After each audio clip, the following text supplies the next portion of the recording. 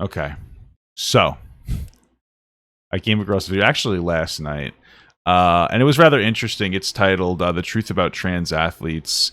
So I figured, hey, listen, I want to know the truth. So let's hope that this is the truth.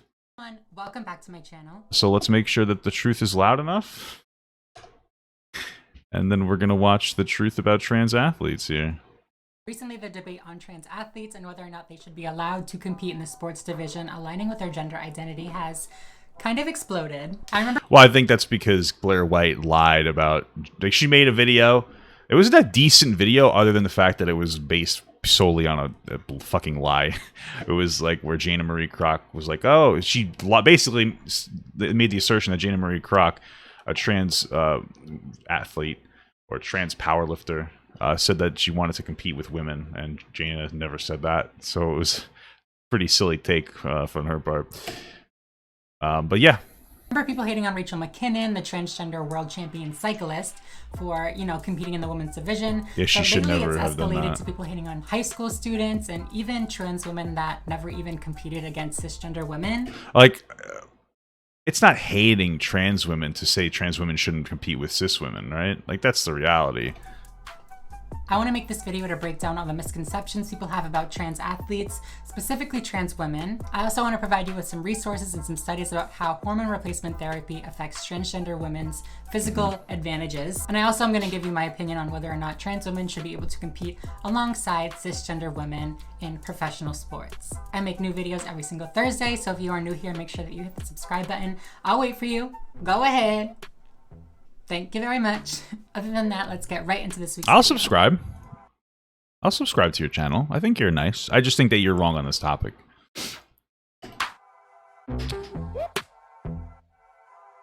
I want to start out this video by showing you guys some clips from various YouTube videos to really illustrate the concerns that people have about trans women in sports. More entertaining. You want all this transgender so, like, we're gonna use Joe Rogan as a he's wrong and dumb. shit? You know who? You know, transgender athletes. You know who suffers? Women. That's who suffers. It's always women. And when you're trying to, like, make everything diverse, let's diversify and include everyone. No, you're not including everyone. You're including men to compete as women. So, like, obviously, okay, like, that's a little bit of a rough take, but whatever. Like, trans women shouldn't be competing with cisgender women, and I'm gonna debunk. Was it Samantha Lux? That's what you're doing. Biological men and in a respectful manner are different. That shouldn't be. And, like, I understand that the verbiage, like, biological male, is upsetting to trans people when referring to trans women, but, like, you know, in this particular space, when we're talking about, like, you know, sports, it's somewhat necessary, and you can't expect everybody to understand what. I have people in here who still don't understand what trans women are. They don't understand that that's like a gender woman, sex male, right?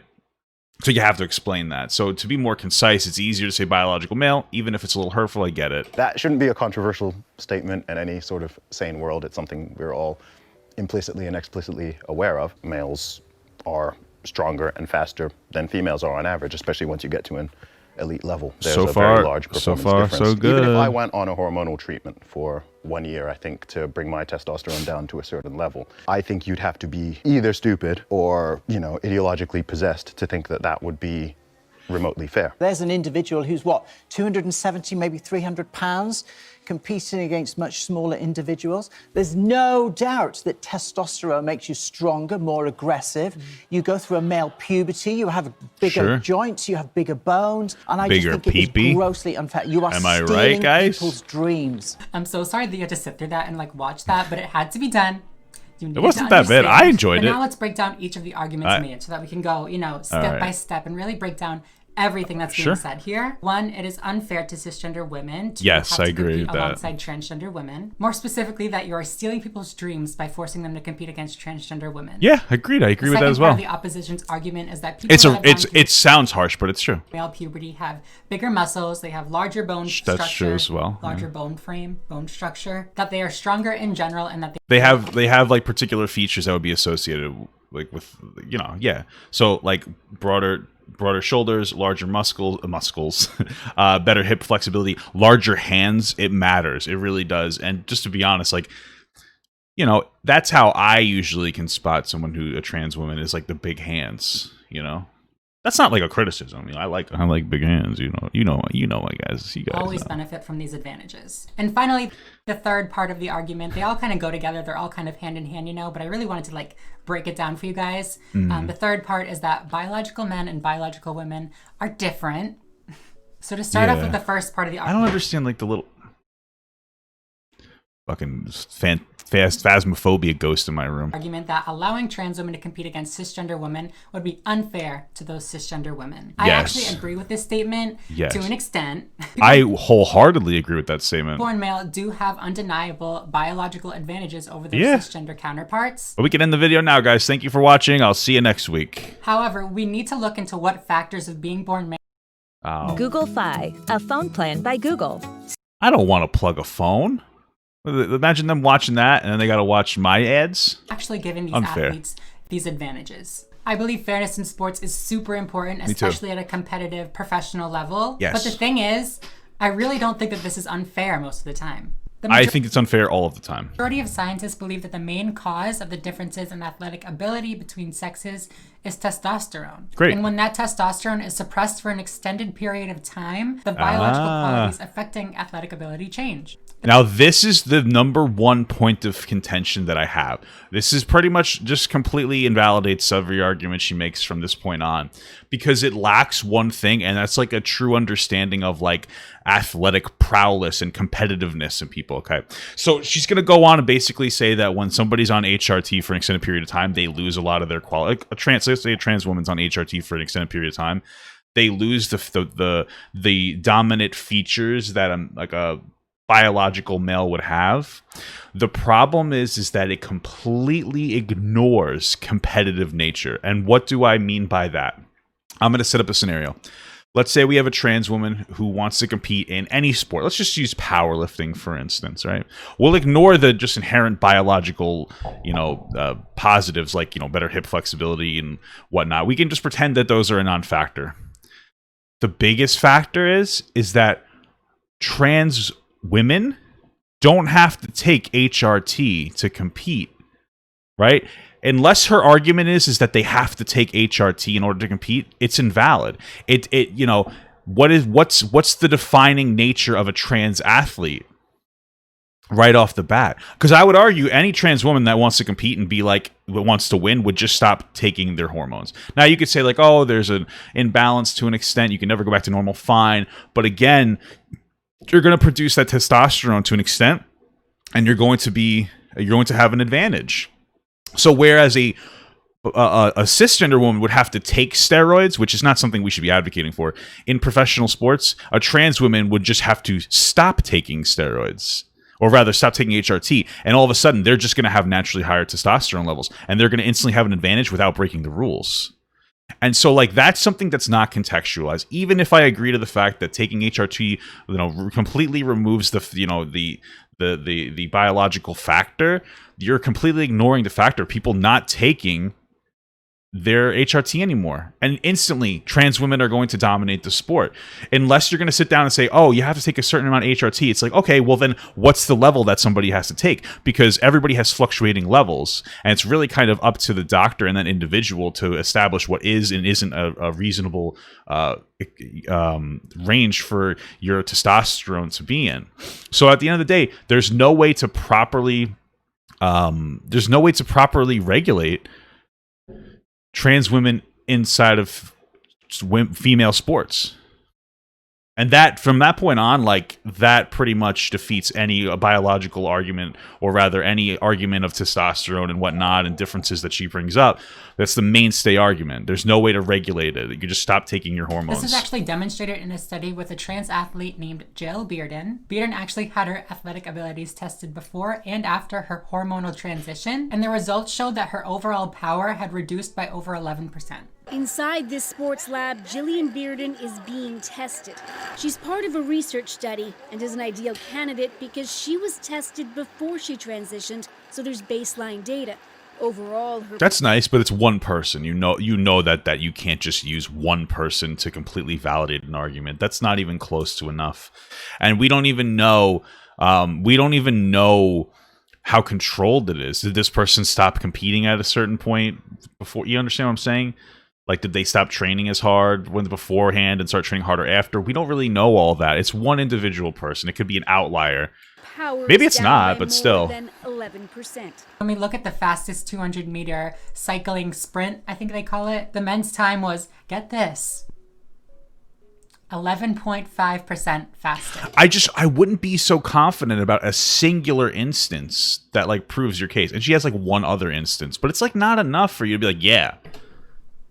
After hormone therapy, It's just it's a little too arrogant for me, especially since like you kind of don't have a case here. Bearden's athletic ability when it came to cycling was reduced from the cis male range to the cis female range, meaning that her athletic ability was no different than her cisgender counterpart. That's good for her specifically. To continue the next part of And we're assuming that she's going to maintain her HRT. That's the thing. It's solely based on like, are they taking their treatment? So like you'd have to say, okay, all trans athletes have to take HRT, or rather all trans women have to take HRT. Okay, well, how much?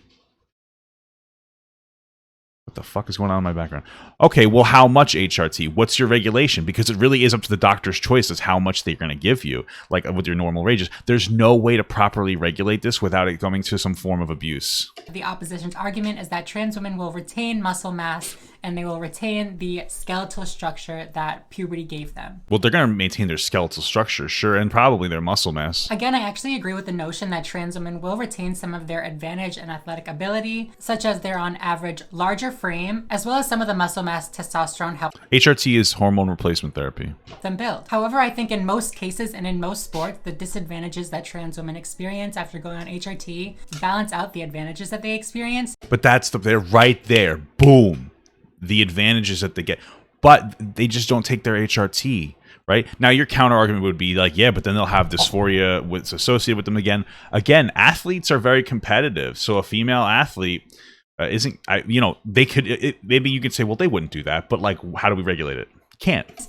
To a point where a fair competition is totally possible. Joanna Harper, who is a medical physicist and advisor to the International Olympic Committee, as well as a transgender athlete herself, has done extensive research on the effect of hormone replacement therapy on athletic ability. Again, you're harping on HRT when you could just not take it. And that's kind of where this video takes a little bit of a turn here. Specifically when it has to do with runners. It Harper loses claims its that some of validity. the And also, you're doing a lot of like aerobic sports, and you're not really talking about train sports so far. Disadvantages that trans women would experience after going on HRT are things such as decreased aerobic capacity as well as a decreased muscle mass. She says that these disadvantages... Yeah, decreasing your muscle mass doesn't mean you decrease back or down to the level that a cisgender woman would have. As well as other disadvantages, essentially make a trans woman perform like a big car with a small engine. I think that's like exactly the quote that she used. She compared them to a big car with a small engine. Hormone therapy that trans women undergo makes many changes in the biological qualities that are important for sport. So much Trans women emphasis have on bigger HRT, frames, man. Which are now being powered by reduced muscle mass and reduced aerobic capacity. So it's like a big car with a small engine competing against a small car with a small engine. Right, So like trans it's like a women have... Buick. Yeah. Okay. Not a Tesla. Yeah, not a Tesla, no. Not only does Harper's own runtimes decrease by 12% within the first 9 months of her hormone replacement therapy, but she also did an extensive study with 8 other transgender athletes as well. She compared their runtimes both before and after transitioned and used some sort of mathematical equation. Right, to compensate HRT, for aging and HRT. stuff like Again, that. I'll just link don't take everything down in the HRT. description, obviously, so if you want to look into how she controlled for these certain things, you can do that. It's super, scientific, super, professional, so check that out. I don't know how to explain it as well as her, but the results show that runners who performed comparatively to cisgender males before their transition performed comparatively to cisgender females after their transition. That's nice, but again, since there's an ad break, we can just ramble. Again, you're completely ignoring the fact that that trans women or just athletes in general are so competitive, and trans women would just stop taking HRT. And it would instantly give them a benefit, and you can't invalidate their transness, so they get to compete unregulated. It doesn't make sense. There's no way to regulate it. I mean hormonal transition, not just like a social Because her argument is like, well, that's not going to happen. It's like, well, it will happen. You don't really understand how competitive people are. transition. This is, introducing hormones. So the study specifically showed that male to female runners experience an approximate 10% decrease in running speeds after going on HRT. which again, when we look at the difference between men and women's world record race times, they are 9 to 9.1% different. They're even less than that 10% difference that she found. So yet again, yet another sport, the data shows that HRT does in fact bring trans women from a cis male athletic ability. It shows it in a very small controlled area without contextualizing just not taking HRT. To a cis female. You know how I guys operate. Moving on to the last argument opposing trans women same in sports, point. Boom, boom, which is boom, that boom. men and women are. And just because I know people give me a lot of shit, they're like, Papa, you say the same thing over and over again in all your videos. Because like a lot of times people will like move past the point without like actually dealing with that point. They'll be like, okay, here's a good point. It's like, oh, okay, well, I'm gonna move on to the next one. It's like, no, you still have to address this point. We haven't even crossed this point. So it needs to be constantly established. Biologically different, and sports are segregated because of the differences between men and women, or men Yeah. are faster and stronger and blah blah blah. All I that don't kind of stuff. understand. Can you guess what I'm gonna say? You agree? Yeah. Again, I agree. Men and women are obviously biologically different, and people who go through male puberty do have an undeniable advantage. And You want to donate $100? You can. But just make sure, guys, that if you donate, you have the money to donate. Don't be going crazy, okay? I always tell you guys, make sure you guys have any money you have before you donate. You don't have to donate. You can come here, chill. We can watch nice videos, you know. You get my point? So if you don't have money, don't worry, dog. Make sure you guys are financially stable first. sport. That is, unless they undergo hormonal transition. I do think it's a little bit ironic, though, that the opposition emphasizes the difference between cis men and cis women's athletic ability, while also supporting the USA Powerlifting's ban on all transgender men that are on testosterone. Yes, you heard me correctly, babe. Not only are all trans women banned from makes USA sense to me. Powerlifting, just like in general, just no trans women, period. But Good, also, yeah, all good. trans men who take testosterone are also banned. So you can compete as a trans man, you just have to go. Yeah, that makes perfect sense. Okay, so in the relation between right, so if in the first scenario, right, trans women, we've already established, stop taking your HRT or just never go on in the first place. There's no accurate establishment of what like a trans woman is or what it means to be trans, other than like I feel that way and maybe I have gender dysphoria depending on who you talk to, right? So there's really no way to you know, it's easy for them to just not take HRT, right? In the other case, I would imagine, let's just not even say trans woman or trans man. I would imagine that by like a cisgendered woman on steroids or on testosterone could compete at a higher level than a cisgendered man without testosterone, without increases. Basically, it's a performance enhancing drug. You take test as like your baseline, right? So like that would be why trans men couldn't compete, because they may actually have an advantage over cis men who aren't taking steroids. And since you're not allowed to take steroids, here we go. Like pre-testosterone, pre-T, all that kind of stuff. That's how you have to go in and compete against cisgender men. They state that since cis men aren't allowed to enhance their performance using testosterone, trans men aren't allowed to use testosterone either. Makes sense, right? No, it does not. Trans men that are going on T are aiming for the cisgender male testosterone level. Cisgender men... Right, aiming, but it's up to your doctor to decide what that means. Like, honestly, like the levels, like the ranges of testosterone in people are fucking crazy. Like, I forget, like it's huge. The variation between a normal level is massive, and it's really up to your doctor, like how far you can go. All you need is a doctor's note. All of a sudden, it's like, well, this is normal to my doctor. You know what I'm saying? It's easy to abuse. Taking performance enhancers are going to be going way over the level that trans men's testosterone would be at. So to say that it's the same thing is just illogical. If the opposition is so passionate about there being such a huge difference between people born male and people born female, wouldn't they be in favor of trans men upping their testosterone levels so that it's an evil playing field with other cisgender men? No, because that makes no... You just said if their emphasis is on biological men and women competing, why wouldn't they let trans men in? That's a weird point. What? Why did you make that point? That was silly. Let me listen again. About there being such a... So to say that it's the same thing is just illogical. If the opposition is so passionate about there being such a huge difference between people born male and people born female, wouldn't they be in favor of trans men upping their testosterone levels so that it's an evil playing field with other cisgender men? No, that doesn't make any sense. That's a weird claim that doesn't even have any level of common sense attached to it. I'm sorry. Like, to keep everything fair and equal. I will admit, however, that powerlifting is a little bit of a different situation, just due to the fact that the differences in results or the differences differences in scores, you could say, is a lot bigger than in cycling or in running. Yeah, massively different. So like that's why I said before, you stuck to aerobic sports. It's much different here. Even if a trans woman is on HRT, they maintain massive beneficial factors like hip flexibility and specifically largeness of hands. When it comes to powerlifting, that's huge. It is huge. It's grip. It's huge. It's a grip strength thing. It's very, very big. That's due to the fact that as somebody with testosterone running through your body, it's a lot easier to build a lot of muscle. While HRT does decrease muscle mass to an extent, a lot of powerlifters are not going to want to lose a lot of their muscle mass because it's, you know, something that they work so hard for. The problem here is that people with testosterone can get up to 200 to 300 pounds of pure muscle. And for people without that level of testosterone, like cisgender women, it's a lot harder and even sometimes impossible for them to get that much muscle. So it kind of seemed like you might have touched on the idea that like they could just simply not take HRT, right? Because they would get that much muscle mass by just simply being, hey, I'm a trans woman. I'm not saying that they would fake being trans, not at all. But like, hey, I'm a trans woman.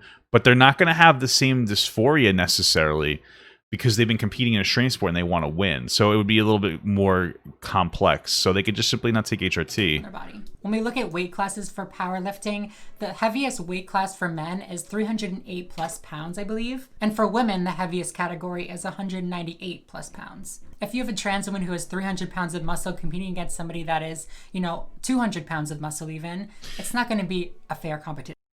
Right, now we're getting into weight classes. Whoa, there's a lot of ads in this. And like, I'm going to cry. Was instead 200 pounds of muscle, and that cisgender girl was also 200 pounds of muscle. I would argue that after hormone replacement therapy, a fair competition could be possible. No, I disagree because again, you're harping on HRT. It's not. They're just not going to take it. They're just not going to take it. And they're going to have an instant advantage that's like unregulated, and like the judges or referee or whoever the sport couldn't invalidate them at that point. Fair that trans women were able to build up so much muscle before transitioning and keeping so much of that muscle mass that is, you know, like I said, a lot harder for cisgender women to build. At best, your best argument, and even here I don't agree with it, is that if you basically got a trans individual, to say a trans woman, who took puberty blockers and then actually went through puberty as a woman, like, you know, went through a female puberty, I don't know what would be the socially acceptable way to phrase that. Maybe they could compete, but they still have to take HRT for their whole life so they can, one, come off it, and two, that gets into this idea, like, it gets uncomfortable talking about kids being able to transition. So, you know, me personally, still not still not on the boat of allowing kids to take hormone blockers or HRT even as young as 16. You know, I'm just saying. Even if a cisgender woman worked really, really hard, built up muscle, you still have to think about whether or not that is fair to that cisgender woman, because she obviously had to work a lot harder to get that much muscle on her body.